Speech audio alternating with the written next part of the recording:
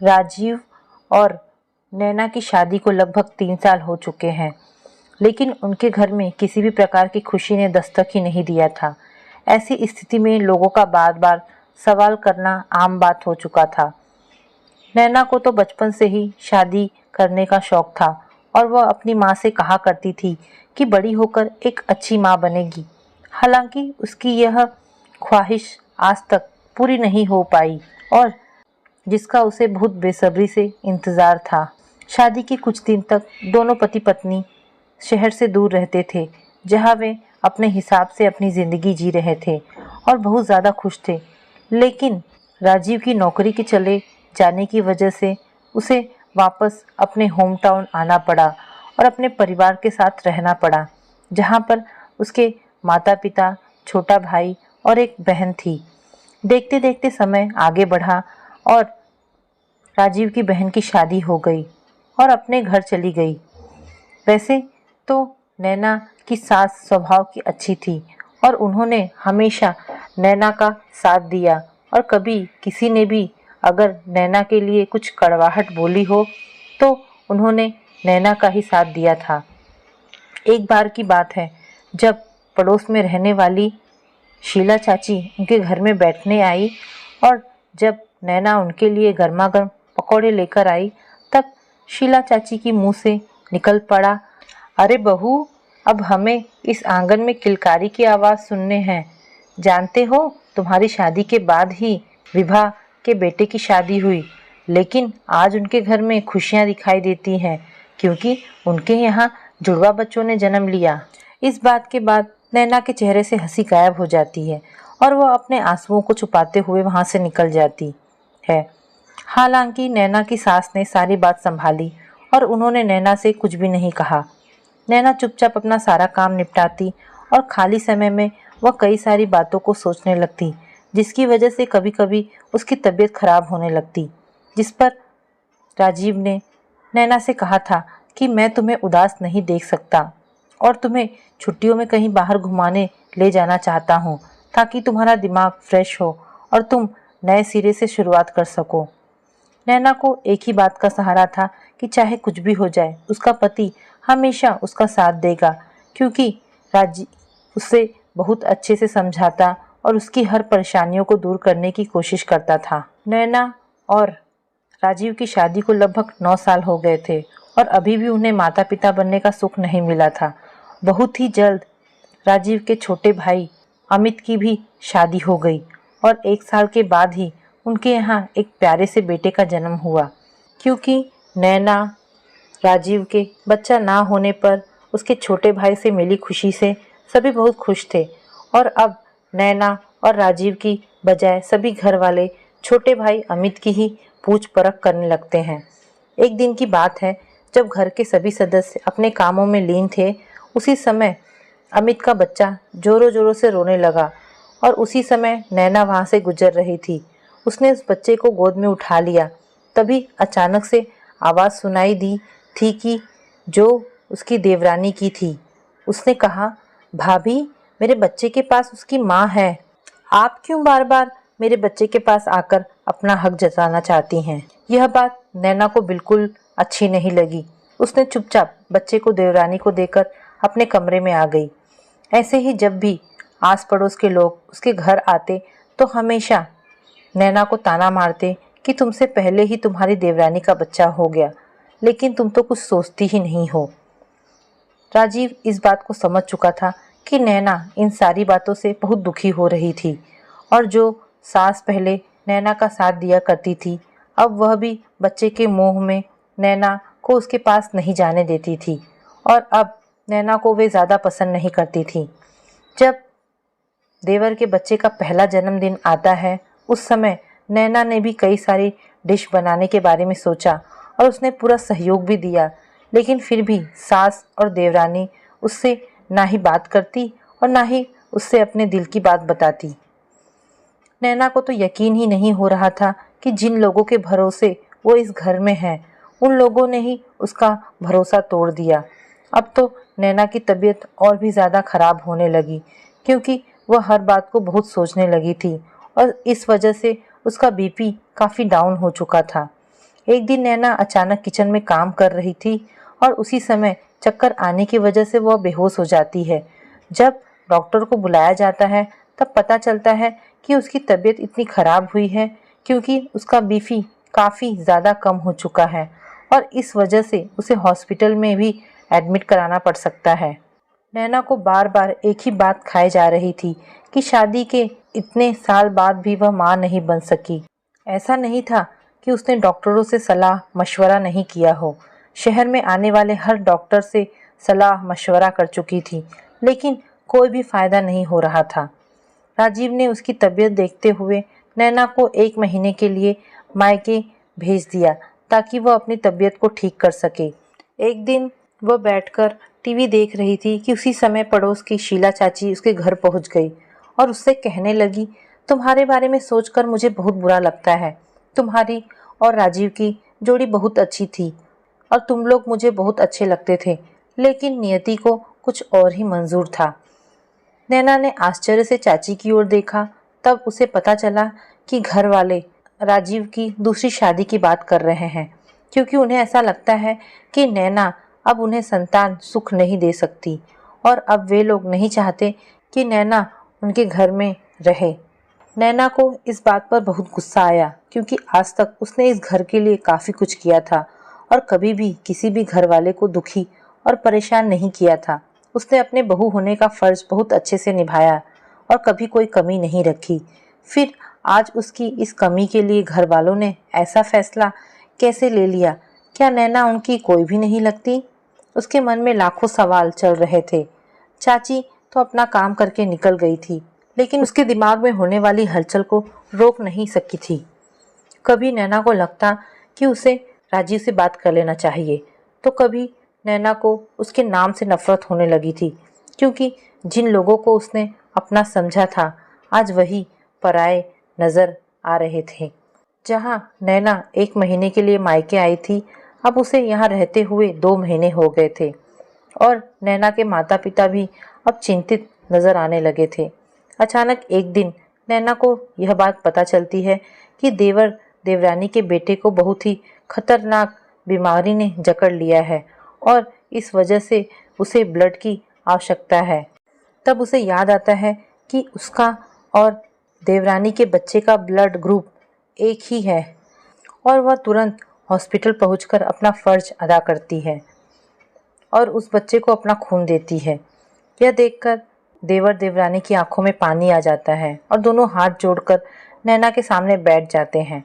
नैना उन्हें उठाते हुए कहती है, भले ही आप लोगों ने मुझे पराया कर दिया, लेकिन मैं उस मासूम से बच्चे से कैसे अपनी दुश्मनी ले सकती हूँ। उसके आने के बाद ही मैंने अपने अंदर की ममता को देखा। भले ही वह मेरा नहीं था, लेकिन उसकी एक हंसी से मैं अपने सारे गम भुला चुकी थी। तब मुझे एहसास हुआ कि मैं भी एक अच्छी माँ बन सकती हूँ। नैना के मन में राजीव के लिए जो गांठ बनी हुई थी वो खुल नहीं पाई थी, क्योंकि चाची ने पूरी बात तो बताई ही नहीं थी। जब नैना के पास राजीव बात करने के लिए गया तब उसे धक्का देते हुए वो रोने लगी और कहने लगी, तुमने मुझे पराया कर दिया। अगर तुम्हें दूसरी शादी करनी थी तो तुम मुझसे बात करते, लेकिन मुझे पड़ोसियों से पता चलता है कि तुम्हारे दिल में क्या चल रहा है। इस बात पर राजीव बड़े प्यार से नैना को कहता है कि तुम्हारे होते मैं कभी भी दूसरी शादी नहीं करूँगा और मैं तुम्हारे लिए एक सरप्राइज़ लेकर आया हूँ। और उसी वक्त एक छोटे से बच्चे को लेकर नैना के गोद में डाल देता है, जिसे देखकर वह रोने लगती है। अब उसे पता चल जाता है कि आखिर सच्चाई कुछ और ही है। राजीव इतने दिनों से जरूरी कार्यवाही में लगा हुआ था, क्योंकि वह एक बच्चा गोद लेकर नैना के गोद को सूना नहीं रखना चाहता था, बल्कि उसे संतान सुख देकर हर खुशी देना चाहता था। नैना को इस बात का अफसोस होता है कि उसने क्यों एक बार राजीव से बात नहीं की और वह मन में गांठ बनाकर बैठ गई थी। अब सास भी अपनी गलती स्वीकार करती है और उस प्यारे से बच्चे को अपना नाम देती है। तब राजीव ने बड़े ही प्यार से नैना के कंधे में हाथ रखकर कहा, अरे पगली, पति पत्नी का रिश्ता छोटा तो नहीं होता कि किसी पड़ोसी के कुछ कह देने से ही टूट जाएगा। मैं जानता हूँ तुम बहुत परेशान थी और तुम्हारा विश्वास भी धीरे धीरे खत्म हो रहा था। ऐसे में घर वालों का किया गया व्यवहार भी तुम्हारे लिए बिल्कुल सही नहीं था, इसलिए मैंने तुम्हें मायके भेजा था। आज नैना और राजीव के बच्चे का पहला जन्मदिन है, जिसमें उन्होंने लगभग पूरे शहर को बुलाया था और उस पड़ोस वाली चाची को तो नैना खास तौर से आमंत्रण देने उनके घर पहुंची थी। नैना के जीवन में जो भी कमी थी वह उसके पति की वजह से पूरी हो पाई थी और आज वह अपने आप को दुनिया के सबसे खुशनसीब औरतों में से एक समझ रही थी। दरअसल देखा जाए तो वह बिल्कुल सही है। एक औरत की जीत उसी समय होती है जब उसका हमसफर उसके साथ हो। ऐसे में हमेशा पति पत्नी के बीच होने वाले मतभेद को ठीक करने के लिए किसी और की नहीं बल्कि स्वयं पति पत्नी की आवश्यकता होती है, ताकि अपने जीवन का निर्णय ले सके और तीसरे को बीच में आने से रोक सके। किसी भी परेशानी या दुख के समय में पत्नी हमेशा पति की ओर देखती है। ऐसे में पति का कर्तव्य बनता है कि वह अपने पत्नी का साथ दे और उसे हमेशा खुश रखे। तो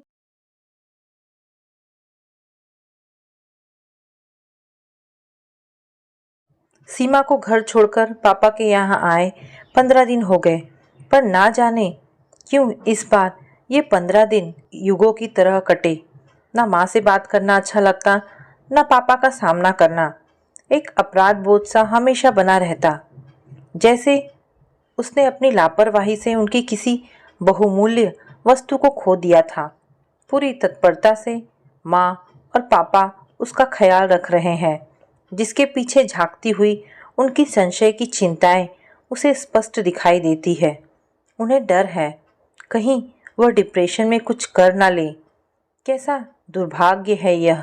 माँ पापा को इस उम्र में उसकी तरफ से चिंता मुक्त होना चाहिए। ब्याहता बेटी अपने घर संसार में सुखी रहे, यही तो वे चाहते थे, पर उन्हें चिंता है उसके भविष्य की। अब क्या होगा? एक तीखा सा खेद मन में जागा, अपने आप को कोसा भी। क्यों विवेक के प्यार में उलझी? इससे अच्छा शायद यही रिश्ता रहता जो बड़ी चाची के मायके से आया था। पर अब तो विवेक ही दुनिया जहान में सबसे अच्छा, सबसे निराला लगता था। एकदम विश्वास पात्र, और उसी अंधे प्यार और विश्वास के कारण उसे सहर्ष जिंदगी सौंपी थी, पूरी आस्था और विश्वास के साथ। चाची थोड़ी नाराज भी रही थी, पर उसे तो विश्वास था प्रेम विवाह ही सफल रहेगा। बड़े बड़े दाव के साथ वह अपने निर्णय पर अटल थी, पर रेत के महल साबित हुए उसके दावे। उसी ने यूं तोड़ा विश्वास। शुरू के कुछ दिन तो उसके भीतर विवेक के प्रति एक अंध क्रोध था, जो सिर्फ विवेक के अलावा कुछ और देख ही ना पा रहा था। उसे अपनी नहीं, माँ और पापा की चिंता होने लगी। उनके बुढ़ापे को यूं बिगाड़ देना ठीक नहीं है। वह सोचने लगी कि उसे स्वयं को संभालना होगा। एक तेज प्रवाह की तरह विवेक उसके जीवन में आकर चला गया। एक ज्वार भाटा ही तो था उसका आना और जाना। वह उठ खड़ी होती है एक नए निर्णय के साथ। एक ठोस निर्णय उसके अंदर के ज्वालामुखी को शांत कर देता था। वह माँ के सामने जाकर विश्वास के साथ कहती है, माँ, मैं कल जाना चाहती हूँ। कहाँ? माँ चौंक उठी। अपने घर। वह कहती है, हाँ माँ, वहीं, वापस अपने उसी घर में। क्यों? यहाँ तकलीफ है क्या? माँ थोड़ा गुस्से से बोलती है। हाँ माँ, यहाँ रहते मुझे लगता है मैं छोड़ी हुई औरत हूँ। यह एहसास मुझे डंक मारता है। वह घर मैंने नहीं छोड़ा है माँ, वह मेरा घर है। मैं वहीं रहकर आगे पढ़ाई करूँगी और कुछ नया काम शुरू करूँगी। मुझे आपका और पापा का आशीर्वाद चाहिए। पिछले 5 सालों से वहाँ रहते रहते वहाँ की आदत सी हो गई है। अब सबके बगैर यहाँ सब अटपटा सा, अजनबी सा माहौल क्यों लगता है। इस घर में तो मैंने उम्र के 20 बसंत देखे थे, पर वह घर मेरे सपनों से जुड़ा था, मेरा अपना घर। क्या वहाँ विवेक के बगैर रह पाओगी? माँ का सहज सा प्रश्न था। हाँ जरूर, रहकर बताना चाहती हूँ, और फिर वह घर हमारा है। उसके एक एक तिनके को मैंने ही तो संजोया था। क्या हक है उस पर विवेक का? वह माँ पर ही भड़क उठी थी। अच्छा, तेरे पापा से बात करूँगी। हाँ माँ, पर कुछ दिन के लिए तुम दोनों भी मेरे साथ चलो। वह घर हमारा है, उसे मैं यूं ही बनाए रखूँगी, चाहे वह मेरे लिए यादों का कब्रिस्तान ही क्यों ना बन जाए। विवेक को जीवन में एक रास्ता पसंद नहीं थी, वह बदलाव चाहता था। अब मैं ऐसे बदलाव लाना चाहती हूँ कि वह देखता रह जाए। माँ और पापा के साथ वह फिर लौट आई थी अपने उसी घरौंदे में, जहाँ अब केवल गृहस्थी का सामान था। एक बिखरे रिश्ते का वर्तमान अपने सुखद दाम्पत्य की यादों के अतीत के साथ मौजूद था। घर में सब कुछ वैसे ही मौजूद था, पहले की तरह अपने पूरे वजूद के साथ नहीं था, तो केवल उसका अपना वजूद। विवेक के साथ वह भूल गई थी कि वह एक अलग व्यक्तित्व है।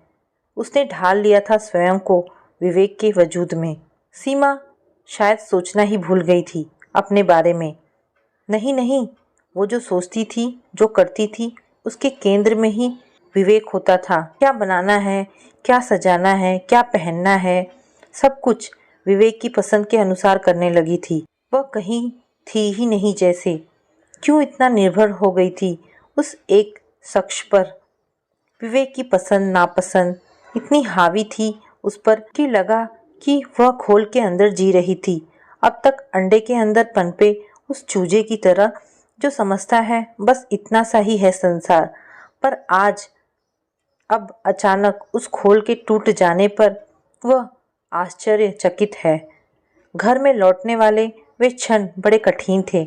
दरवाजे पर टंगी नेम प्लेट पहला साक्षात्कार एक मीठी सी कसक की तरह लगा, पर जाने कहाँ से एक हिम्मत, एक शक्ति आ गई थी और उसने हाथ बढ़ाकर विवेक शब्द उखाड़ दिया।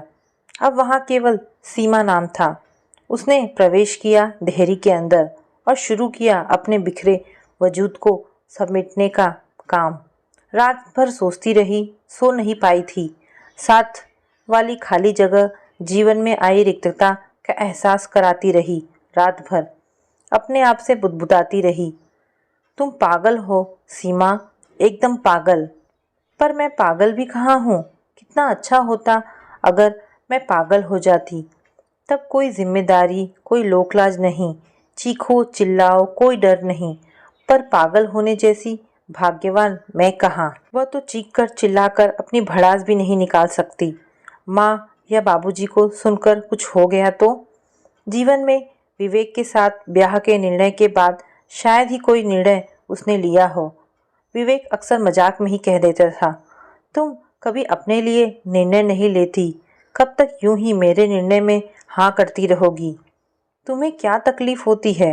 नहीं, मैं तुम्हें अपनी छाया बनाकर रखना नहीं चाहता, मैं डरता हूँ सीमा। छाया कभी पीछा नहीं छोड़ती, इसीलिए। नहीं, तुम अपने को मुझसे अलग पहचानो, महसूस करो, क्योंकि ज़िंदगी में केवल अपना वजूद काम आता है, समझी। यादों के ऐसे कितने ही टुकड़े हैं जो रात दिन याद आते हैं, पर यादें कितनी पीड़ा देती हैं। हाँ, कानों में गूंजती है विवेक की वह चुनौती। वह जुट जाना चाहती है अपने उस वजूद के लिए जिसे वह अब विवेक के साथ होने पर पता नहीं कब कहाँ किस मोड़ पर छोड़ आई थी। वह समझती थी ब्याह के बाद जो कुछ है वो पति के लिए ही है। पति प्रेम एक ऐसी जादू की छड़ी है जो जीवन में दुख दर्द आने ही नहीं देती। पर वह गलत थी। मात्र कुछ वर्षों में वह स्वयं को भूल गई थी। सिर्फ एक समर्पिता थी जो अपना अस्तित्व तलाशती थी, कभी पति की बाहों में, कभी पति के चरणों में और कभी पति के घर में। उसका समर्पण इतना व्यर्थ निकला कि विवेक उस एक रास्ता से कब बोर हो गया, उब गया उससे, उसे पता ही नहीं लग पाया। जब पता लगा तब तक बहुत देर हो चुकी थी। पिछले कुछ समय से उसे लग जरूर रहा था कि वह परेशान है, खोया खोया रहता है, कभी लंबे समय तक हाथ पकड़े बैठा रहता है, जैसे डर रहा हो कि कहीं उसके हाथ छूट ना जाए। हो सकता है हमारा प्यार उसके अंदर चल रहे द्वंद्व में उसे डराता हो, या फिर वह छोड़ देने से पहले की पकड़ थी। जाने कैसा ठंडापन था उन दिनों के स्पर्श में। तब वह समझी विवेक परेशान होगा किसी बिजनेस प्रॉब्लम में। उसके चेहरे से लगता था कि वह घुटन महसूस कर रहा है, कहीं उलझा हुआ है। कभी वह समझती वह कहीं दूर है, बहुत दूर, उससे हजारों मील दूर। बस केवल वह शरीर से उसके साथ है और उसका अपने पास होने का भ्रम पालती रही। कभी कभी विवेक प्रगाढ़ अंतर्गंता में डूबता उतरता रहता, पर अब लगता है वह भुलावा था या छलावा। वह कहती, आपको आजकल क्या हो गया है, इतने चुप, इतने खोए खोए क्यों रहते हैं? कुछ नहीं, फिर कभी बताऊंगा। वह ज़्यादा परेशान भी नहीं करती। विवेक कुछ मूडी है, बात का सीधा जवाब कभी नहीं देता। फिर लंबा चौड़ा कारोबार, हजारों उलझनें हो सकती हैं, पर पिछले 1 साल से विवेक अक्सर दिल्ली से टूर पर रहता। अब तक हर दौरे पर एक बार तो उसे भी ले जाता रहा था, पर पिछले 1 साल से दिल्ली के टूर पर उसे चलने को नहीं कहा था। इस बार जाते वक्त वादा किया था विवेक ने, शादी की वर्षगांठ पर वह उसे दिल्ली ले जाएगा और एक खूबसूरत तोहफा भी देगा। सीमा उसी वादे पर अटकी इंतजार कर रही थी। 2 माह का अकेलापन था। इतना लंबा टूर विवेक ने पहले कभी नहीं किया था। वह कोशिश करती खुद को व्यस्त रखने की, कभी शॉपिंग करती, फिल्में देखती, कभी सेल में जाती, किचन का नया सेट, बेड कवर, पर्दे, पौधे बदलती रहती। यूं भी विवेक को बदलाव चाहिए, उसे घर की सजावट में चेंज पसंद है। वह अक्सर कहता, बदलती रहा करो ये चादर, ये कवर, ये पर्दे, मैं बोर हो जाता हूँ एक सी व्यवस्था से। पर विवेक, तुमने इस हद तक बदलाव पसंद किया, यह तो वह सपने में भी नहीं सोच सकती। तुमने तो मुझे भी बदल डाला। शायद तुम मेरे अस्तित्व को पलंग पर बिछी चादर की तरह समझ बैठे। मैं कोई तुम्हारे ड्राइंग रूम में रखा फूलदान नहीं थी। उस दिन शाम को मिसेज मेहरा के घर पार्टी थी, गृह प्रवेश की। न चाहते हुए भी सीमा को अकेले ही जाना था।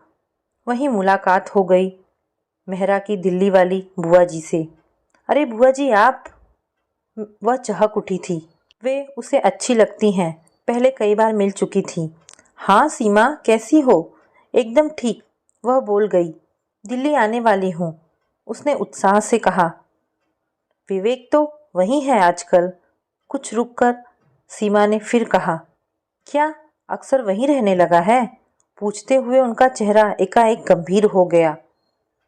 उनकी आंखों में एक अजीब सा भाव था, जिसमें व्यंग्य भी था, दया भी। सीमा, तुमसे बात करनी है, चलो ऊपर बालकनी में बैठते हैं, वे सहज होते हुए बोली। हाँ हाँ चलिए। सीमा आगे चलने लगी। वे बात का सूत्र जमाते हुए बोली, दुबली लग रही हो। नहीं तो सारा दिन खाती रहती हूँ, अकेली जो हूँ। हाँ मैं जानती हूँ, पर तुम विरोध क्यों नहीं करती? वे कहने लगी। किस बात का? विवेक के दिल्ली जाने का। तुम रोकती क्यों नहीं उसे? दिल्ली जाने से क्यों रोकूं भला? तुम्हें नहीं मालूम अकेली क्यों रहती हो? यही समझाना चाहती हूँ, पर तुमसे कैसे कहूँ? सोचती हूँ कि तुम मुझे बुआ कहती हो, इस नाते तुम मेरी बच्ची जैसी हो, तो मेरा फर्ज बनता है। वे चुप हो गईं। सीमा विस्मय भरे नेत्रों से उन्हें देखती रही। सीमा जी, क्या तुम सचमुच नहीं जानती? उसने उनका हाथ पकड़ लिया। क्या बात है? बेटी, विवेक दिल्ली बिजनेस के काम से कम और कुछ दूसरे ही कारण से ज़्यादा जाता है। विवेक के साथ एक लड़की रहती है। मैंने समझा तुम्हें पता होगा। नहीं तो? सीमा ने कहा। ऐसा तो हो ही नहीं सकता। विवेक मुझसे प्यार करता है, वो मेरे बगैर जी भी नहीं सकता। हमने अपने आंखों से देखा है। वे सामने वाले सोसाइटी के फ्लैट में रहते हैं। शायद वहाँ के लोग उन्हें पति पत्नी ही समझते हैं। वह असहज थी उस वक्त। मन में थी लावा उगलती एक खींच। वह बुदबुदाने लगी थी। बुआ, क्यों मेरे सुख चैन को यूं छिन्न भिन्न करना चाहती हो? न ही बताती तो अच्छा था। नेत्रों से किसी के सामने सरलता से खुलती बिलकती नहीं थी वह। शायद ये खुल पाना उसके स्वभाव में ही नहीं था। वह अपनी पनीली आंखों को झुकाती भी नहीं, क्योंकि पानी टपक गया तो कमज़ोर पड़ जाएगी। तुम जानती होगी, हम तो यही समझे थे। नहीं, बुआ ने फिर उसका हाथ पकड़ा था। वे कोमल स्वर में उसे सांत्वना दे रही थी। मुझे क्षमा करना सीमा, मैंने तुम्हारा दिल दुखाया, तुम्हारे पत्नी व्रत को चोट पहुंचाई। तुम एक अश्य विश्वास के सहारे खड़ी थी, जिसे मैंने जाने अनजाने तोड़ दिया। और वे चली गई। मन में डर की नींव शायद उसी शाम पड़ी थी। रात का भयावह अंधेरा उसके मन में भी भरा था। उस रात विवेक के बदलाव की हद जानने के बाद उसका मन चकनाचूर हो गया था। क्यों, मैं भी बदल दी गई, कैलेंडर के पन्ने की तरह। अगले दिन सुबह सुबह ही विवेक ने दरवाजे पर दस्तक दी। उसने दरवाज़ा खोला अनमने से भाव के साथ। क्यों, तबीयत खराब है क्या? वह चुप रही। तुम्हारा चेहरा इतना उतरा हुआ क्यों है? चाय पियोगे? हाँ। चाय का प्याला देते वक्त उसने महसूस किया था कि विवेक फिर उलझन में है। क्या बात है? मैं तुम्हें उदास नहीं देख सकता। तो देखना ही छोड़ दो, वह आवेश में बोल गई। विवेक बगैर हिले डुले अपनी जगह बैठा रहा था। कल दिल्ली वाली बुआ जी मिली थी। तुम्हारे फ्लैट के सामने वाली सोसाइटी के फ्लैट में ही रहती हैं। ओह, तो यह बात है। उसके होंठ थरथराने लगे थे और आंखें आंसुओं से लड़ रही थी। तुमने कभी कुछ बताया क्यों नहीं विवेक? क्या यही कि दिल्ली में तुम्हारे समर्पित व्यवहार से एक ताकत, एक शक्ति है जो मुझे रोक देती थी। कहते कहते अपने बिखर पड़ने के क्षण को वह समेट लेती है। चलो, अच्छा हुआ तुम्हें पता चल गया। तुम्हें बताने और समझाने के एक कठिन द्वंद्व से मैं बच गया। फिर क्या? मैं उसके साथ रहना चाहता हूँ। वह चुप रही। तुम चाहो तो ये घर, ये सामान सब तुम्हारे पास ही रहेगा। तुम्हें कोई तकलीफ नहीं होगी। जितना रुपया चाहोगी तुम्हें मिलता रहेगा। मुझे समझने की कोशिश करो सीमा। विवेक, यह दान कर रहे हो? नहीं तो फिर? मैं तुम्हें परेशानी में नहीं डालना चाहता। विवेक, तुम भूल गए, यह घर, यह तो पहले से मेरा है, मेरे पापा का दिया हुआ। और जो रुपया है उसका मूल भी मेरा ही था। मेरे ख्याल से तुम तो तब भी खाली हाथ थे और अब भी। विवेक की आंखें भी छलछलाती हुई लबालब हो रही थी। उसने एक बार फिर उसका हाथ पकड़ने के लिए अपना हाथ बढ़ाया, पर वह हट गई थी। अब इस स्पर्श में कुछ नहीं है, सब कुछ बदल गया था। अब उनके रिश्ते बदल गए थे, जिनका कोई दूसरा नाम नहीं था। नए सिरे से उन्हें लिखनी होगी जीवन के रिश्तों की इबारतें। क्यों हुआ ऐसा? एकदम पसंद की मिठास को पीते पीते कोई बेहद फीका सा स्वाद हमारे बीच आ गया था। शाम होते होते विवेक चला गया था, बगैर बताए, फ़ोन के पास एक पत्र छोड़कर, जिसमें लिखा था, मुझे माफ़ कर देना सीमा, मैं जा रहा हूँ। शायद लौट कर ना आऊँ। ना ही आऊँ तो बेहतर रहेगा, क्योंकि तुम्हारी आंखों में उठते प्रश्नों के उत्तर मेरे पास नहीं है। ऐसा क्यों हुआ, कब हुआ, मैं नहीं जानता। पत्र तय करते वक्त वो बोल गई थी, तुम जरूर आओगे विवेक, एक दिन जरूर। पर अब बदलाव मेरे होंगे, मेरे अपने। 10 साल बाद एक दिन फिर विवेक उसके सामने खड़ा था। 10 सालों का यह अंतराल कैसे कटा, यह बताना अब जरूरी नहीं रहा। हाँ, वह जिंदा रही। उसने आत्महत्या नहीं की, पर बदलाव की हद उसने भी पार कर ली थी। आज वह उस शहर में जज के पद पर प्रमोशन के साथ पदस्थ थी।